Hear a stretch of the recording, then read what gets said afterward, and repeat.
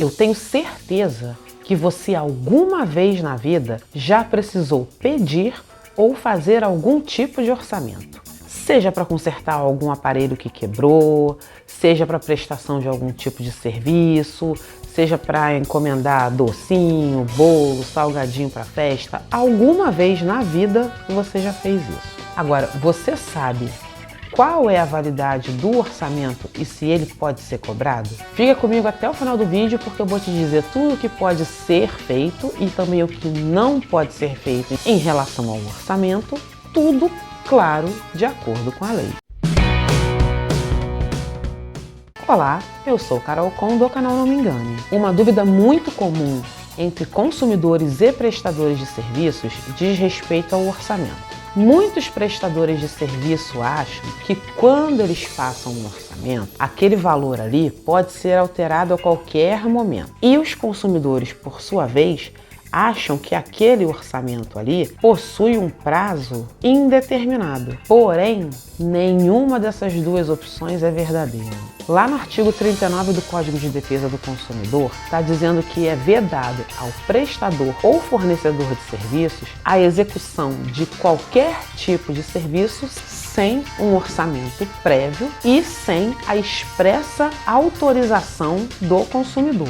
Isso, na prática, significa, por exemplo, que você não pode deixar a sua televisão lá na assistência técnica para consertar, pede o orçamento e no dia que você vai lá ver o orçamento para ver quanto que vai custar o conserto, o técnico já chegar e te entregar a televisão consertada, já vai falar, olha, tá aqui, já consertei e deu tanto, tá aqui a nota. Ele não pode fazer isso. E essa situação não é rara de acontecer não, tá? Tem muita assistência técnica que faz isso daí. Se você é prestador de serviços, de produtos ou consumidor e quer se manter sempre informado sobre o que diz a lei, se inscreve aqui no canal, vê se o botãozinho aqui embaixo tá cinza, porque assim você vai receber sempre as notícias em primeira mão. Já o artigo 40 do Código de Defesa do Consumidor diz que o fornecedor de serviços será obrigado a entregar ao consumidor um orçamento prévio, discriminando o valor de mão de obra, materiais e equipamentos empregados, as condições de pagamento e data de início e término dos serviços. Isso significa que tudo que for utilizado para a prestação daquele serviço tem que constar no orçamento. Por exemplo, se aquele profissional vai precisar contratar uma outra pessoa para ajudar, tem que estar no orçamento isso dali, quanto vai custar a contratação daquela pessoa, se vai ter algum material extra, as peças de reposição, a mão de obra, tudo isso tem que estar ali especificado e com o valor. E é muito importante também essa data de início e término, porque isso significa que um serviço não pode ter dia para começar e não ter dia para acabar, o que é bem comum também. As pessoas começam a fazer um serviço, aí do nada somem e fica aquele negócio inacabado lá 3 meses depois, quando a pessoa precisa de outro dinheiro, ela vai lá e aparece e quer continuar. Isso aí não pode fazer. Já o parágrafo 1º do mesmo artigo diz que o prazo de validade do orçamento é de 10 dias e começam a contar a partir do recebimento do orçamento pelo consumidor. Agora, se o prestador de serviços quiser aumentar esse prazo, a lei não proíbe. O que a lei proíbe é que esse prazo seja inferior a 10 dias, porque aí você está suprimindo direitos do consumidor. E isso não pode acontecer em hipótese alguma. Agora, imagina que você é prestador de serviços, passou o orçamento para o consumidor não falou nada. Deixou lá o papel guardado numa gaveta, nem se manifestou. Aí 20 dias depois ele vira para você e fala assim, olha, eu quero aqui, pensei, eu quero que você execute esse serviço para mim. Aí nesse caso você tem o direito de fazer um outro orçamento se você quiser, porque nesse período de tempo pode ser que tenha aumentado o valor de alguma coisa, abaixado o valor de outra e aí você não vai sair no prejuízo. O parágrafo 2º desse artigo diz que uma vez que o orçamento for aprovado pelo consumidor e o serviço já puder começar a ser executado, nada que está ali pode ser mudado unilateralmente, tá? Qualquer coisa que vá ser mudada ali tem que ter a autorização das duas partes. Então, tem ali o orçamento O prestador de serviços não pode, por exemplo, virar e falar assim, olha, isso daqui mudou o preço, agora eu vou resolver cobrar tanto para fazer isso aqui. Não, não pode. Assim como o consumidor não pode da sua própria cabeça dizer que quer que seja executado ali um serviço que não estava previamente combinado. Se ele quiser um outro serviço, aí ele tem que pedir um outro orçamento, só para aquele serviço novo ali. O parágrafo 3º é bem importante, porque ele diz que o consumidor não é responsável por quaisquer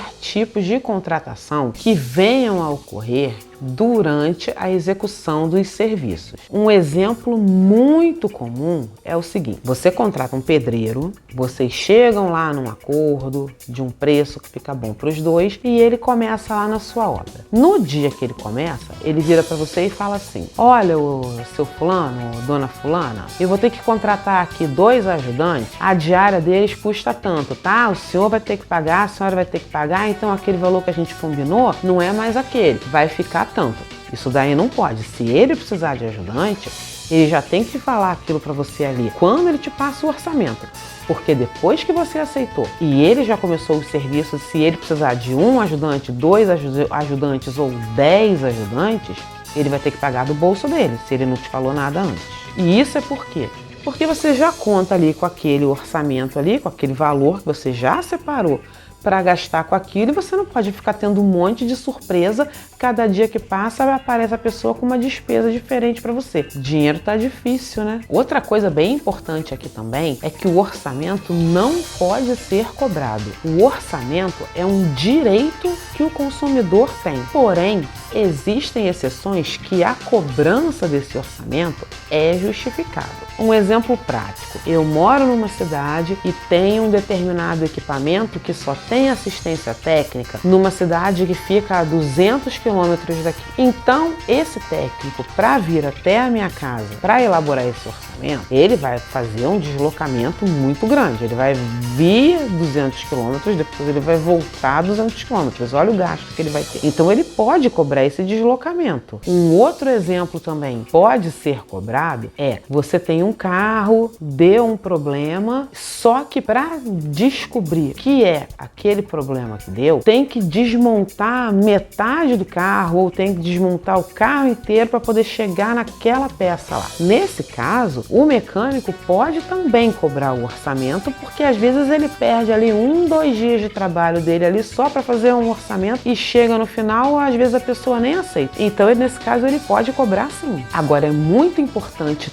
tanto para o consumidor quanto para o prestador de serviços, que o orçamento seja elaborado em forma de documento, com tudo discriminado e, de preferência, assinado pelas 2 partes, caso o serviço vá realmente ser executado. E isso não é frescura. Isso daí protege as 2 partes, porque caso alguém chegue depois ali e arrume algum problema, vocês estão documentados ali, vocês têm uma prova do que foi combinado. Porque se não tiver esse documento, sabe o que acontece? Fica a palavra de um contra a palavra do outro. Muitas vezes acabam acontecendo até injustiças, porque não tem como saber em quem acreditar. E se por acaso você se sentir prejudicado por alguém que te passou um orçamento, você aceitou e a pessoa não cumpriu, ou você passou um orçamento e o consumidor não cumpriu com aquilo ali que estava acordado, você pega esses documentos, leva até o seu advogado de confiança, que ele vai te ajudar com todos os procedimentos necessários. Eu espero ter ajudado vocês. Assistam ao vídeo que eu vou deixar aqui no final e até a próxima.